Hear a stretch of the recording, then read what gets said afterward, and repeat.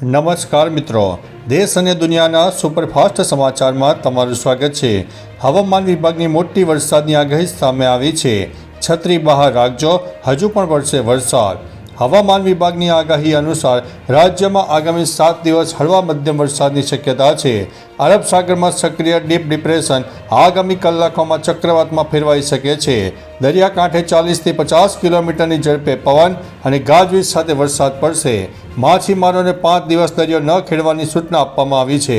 વેરાવળ સહિત ઘણા બંદરો પર LCS 3 અને દરિયાકાંઠે DC1 સિગ્નલ લગાવવામાં આવ્યું છે।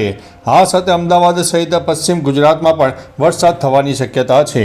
મિત્રો, અન્ય મહત્વના સમાચારની વાત કરીએ તો જામનગરમાં 100 કરોડથી વધુના કૌભાંડની આશંકા। ગુજરાત GST વિભાગે જામનગરમાં એક સાથે 25 પેઢીઓ પર દરોડા પાડ્યા। CA અલ્પેશ પેટલિયા સામે અનેક પેઢીઓને બેનામી હિસાબો ચાલતા હોવાની આશંકા છે। અમદાવાદની વિશેષ ટીમોએ પણ આ કાર્યવાહીમાં જોડાઈને તપાસ શરૂ કરી છે, જેમાં પેઢીના સંચાલકો તાળા મારીને ફરાર થઈ ગયા હતા। આશરે 100 કરોડથી વધુનું કૌભાંડ બહાર આવવાની શક્યતા છે અને મોટા માથાઓ સામે કાર્યવાહી થવાની શક્યતા છે। મિત્રો, અન્ય મહત્વના સમાચારની વાત કરીએ તો ટ્રમ્પને ઝટકો, પાકિસ્તાને હાથ ઊંચા કર્યા। ઇઝરાયલ હમાસ વચ્ચેના યુદ્ધને સમાપ્ત કરવાના ટ્રમ્પના 20 સૂત્રીય પ્લાનને લઈને પાકિસ્તાન ફસાયું છે। પાકિસ્તાનના નાયબ PM ઇસાક ડારે રાષ્ટ્રીય એસેમ્બલીમાં સ્પષ્ટતા કરી છે કે 20 સૂત્રીય યોજના અમારી નથી। તેમણે કહ્યું છે કે તેમના મૂળ ડ્રાફ્ટમાં બદલાવ કરવામાં આવ્યા છે અને આ મુદ્દે કોઈ રાજકારણની ગુંજાઈશ નથી। આ નિવેદનથી પાકિસ્તાને US પ્રસ્તાવ પર સમર્થન પાછું ખેંચ્યું છે અને પાકિસ્તાન હાથ ઊંચા કરી રહ્યું છે। મિત્રો, અન્ય મહત્વના સમાચારની વાત કરીએ તો 2000ની નોટને લઈને મોટી અપડેટ।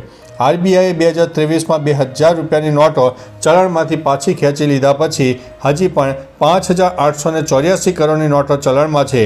નોટો બદલવાની બેન્કિંગ સમય મર્યાદા 7 ઓક્ટોબર 2023ના રોજ સમાપ્ત થઈ ગઈ છે। RBIના તાજેતરના અહેવાલ મુજબ હવે જો તમારી પાસે આ નોટો હોય તો તમે તેને RBIની 19 પ્રાદેશિક કચેરી ઉપર બદલી શકો છો। આ નોટો કાં તો સીધી જમા કરાવી શકાય છે અથવા તો ભારતીય પોસ્ટ દ્વારા મોકલીને ખાતામાં જમા કરાવી શકાય છે। મિત્રો, અન્ય મહત્વના સમાચારની વાત કરીએ તો બોગસ તબીબ સામે કાર્યવાહી।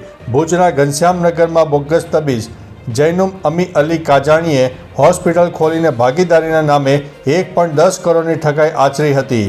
CID ક્રાઇમે તેને ભરૂચથી ઝડપી પાડ્યો। 5 દિવસના રિમાન્ડ બાદ પલારા જેલ હવાલે કરાયો છે। આરોપીએ નકલી સર્ટિફિકેટથી હોસ્પિટલ શરૂ કરી લોકો પાસેથી કરોડો રૂપિયા પડાવીને હોસ્પિટલ બંધ કરીને ફરાર થઈ ગયો। હવે બચાવના ગુનામાં પોલીસે કાર્યવાહી કરવાની છે।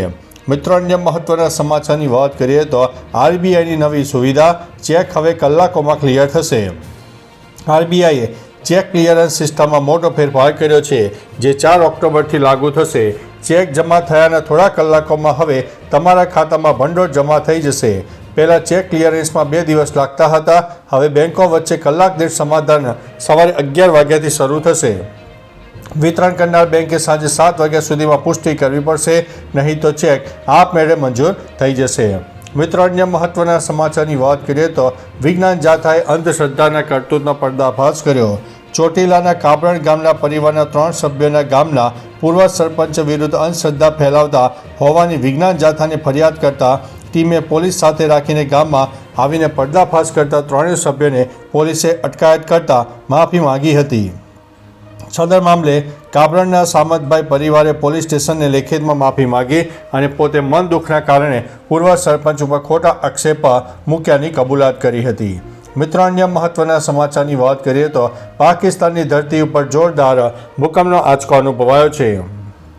નેશનલ સેન્ટર ફોર સિસ્મોલોજી અનુસાર ભારતીય સમય અનુસાર સવારે 1:59 પાકિસ્તાનમાં 4.9ની તીવ્રતાનો ભૂકંપ આવ્યો। ભૂકંપની ઊંડાઈ પૃથ્વીથી સપાટીથી 10 કિલોમીટર નીચે હતી। હાલમાં ભૂકંપથી કોઈ નુકસાનીના સમાચાર નથી મળ્યા। મિત્રો, અન્ય મહત્વના સમાચારની વાત કરીએ તો ગુજરાતમાં શક્તિ વાવાઝોડું સક્રિય થાય। ગુજરાતમાં સક્રિય વાવાઝોડું સક્રિય થાય તેવી શક્યતા છે, જેમાં પવનની ગતિ 65થી 75 કિલોમીટર પ્રતિ કલાક છે।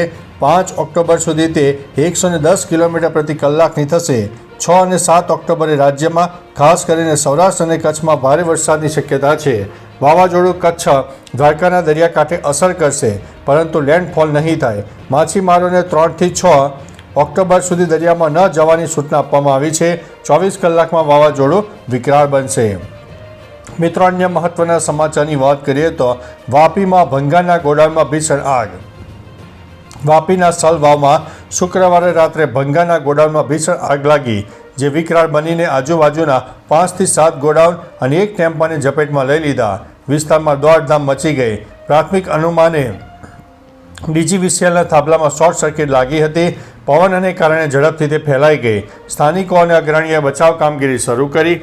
વાપી ફાયર બ્રિગેડની 3 થી 4 ગાડીઓ અને પોલીસ તેમજ વીજ કંપનીની ટીમે આગ બુઝાવવાનો પ્રયાસ કર્યો હતો. મિત્રો, અન્ય મહત્વના સમાચારની વાત કરીએ તો સાબરકાંઠામાં રાત્રિ દરમિયાન નોંધાયો વરસાદ.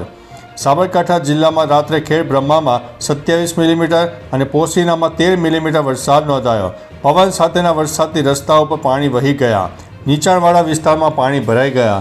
ખેડ બ્રહ્મામાં રાત્રે 11 અને 12 વાગ્યાની આસપાસ ધોધમાર વરસાદ પડ્યો, જ્યારે પોશીનામાં ઝાપટું પડ્યું. ચોમાસામાં જિલ્લામાં સરેરાશ 146.28% વરસાદ નોંધાયો છે.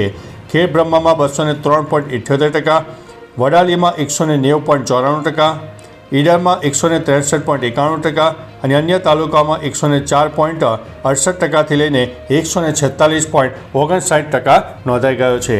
તો ચાલો મિત્રો, ફરીથી દેશ અને દુનિયાના સુપરફાસ્ટ સમાચાર લઈને મળતા રહીશો. ત્યાં સુધી અમને રજા આપશો. નમસ્તે.